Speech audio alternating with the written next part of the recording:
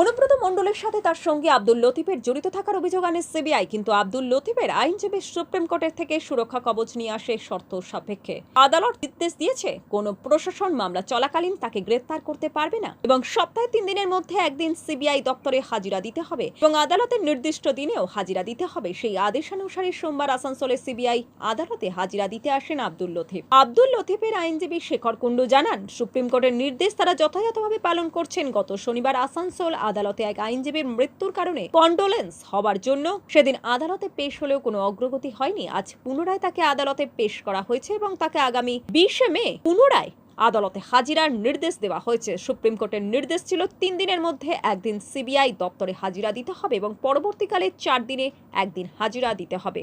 সেটি আমাদের কন্ডোলেন্স হয় একজন উকিল মারা যাওয়ার জন্য। সেজন্য আমরা সেই জায়গাতে বলেছিলাম যে আমরা এই কোর্টে অর্থাৎ সিবিআই কোর্টের যে কন্ডিশন যেটা দেওয়া ছিল সেটা আমরা কমপ্লাই করি, কিন্তু যেহেতু কন্ডোলেন্স ছিল সেই জন্য সেই ডেটটা অ্যাডজন হয়ে আজকের ডেটটা হয়।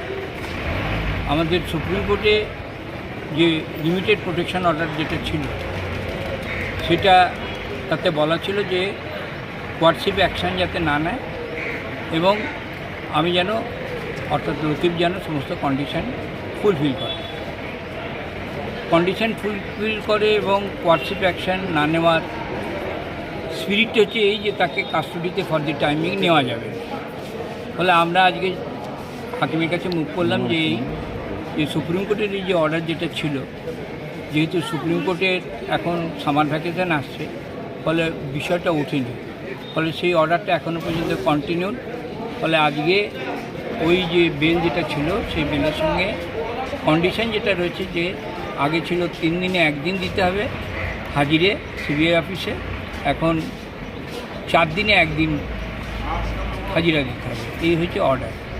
ফলে এটা আমাদের জানাই ছিল, যদিও আপনারা সকাল থেকে এসছেন